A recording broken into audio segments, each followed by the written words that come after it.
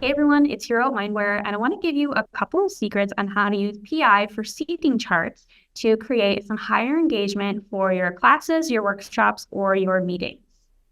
So when we use this, I want to look at reference profiles. There are 17 reference profiles that can just help us kind of group together common behavioral traits. And we've bucketed these into 4 lists. The first one is analytical profiles. These are going to be your task-oriented, so more dominant than extrovert, and typically low patience as well. So these people are more introspective, task-oriented, and analytical. Your venturer, strategist, controller, analyzer, and specialist.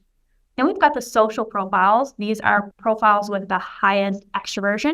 Maverick, captain, persuader, altruist, collaborator, promoter. They like connecting with others. They like thinking out loud.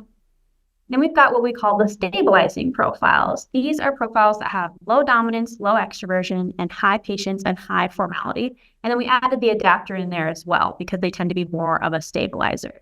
These people are cool as a cucumber, like to take things with their time, think things through, think more introspectively as well.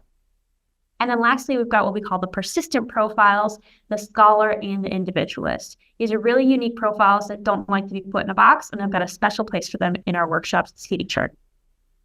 So for a classroom training or workshop, we typically got rows of seats and a couple of different methods you could do here. The first and easiest one is complementary pairs. So you can put together pairs like high and low extroversion or high and low formality. Putting these together is a great way to get people collaboratively working together with someone who's different from their style, and they're going to learn from each other. Or they might even keep each other in check. The low B saying quiet, I was trying to listen to that, to the high B, or the high D taking detailed notes while that low D is trying to go with the flow. So pairing complementary pairs is a great way to boost engagement. And then the other trick is I like to put my social profiles in the front and the middle of the class. These people enjoy connecting with others, being in a room full of people, even for a learning experience. So they're not going to mind rubbing elbows if they have to be in that middle aisle. My persistent profiles, I've got a special place for you. I'm going to put you on the side of the room and not near a door. So these persistent profiles can be really analytical and really flexible. They like to just sing to their own tune. So because of this, I'm not going to put them in a box in the middle of the room. I'm going to put them to the side. But I don't want to put them by the door because I don't want them to just pop out when they feel like it and pop back into my classroom. I want to maintain engagement. Now, my analytical profiles, I'm going to put around the edges of the room. These are, again, typically your lower extroverts, so they'll feel more comfortable having a bit of space, having that white space around them by being on the side of the room. And then lastly, the stabilizing profiles, those high detail-oriented, I'm going to put it in the back and in the gaps.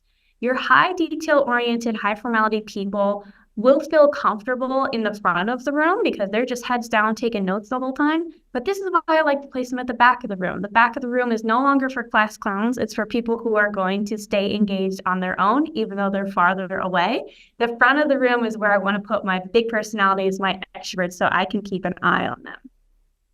Now, in a bigger event, like a conference, a speaking event, and all hands, especially if it's roundtables, what I like to do is just evenly distribute my extroverts.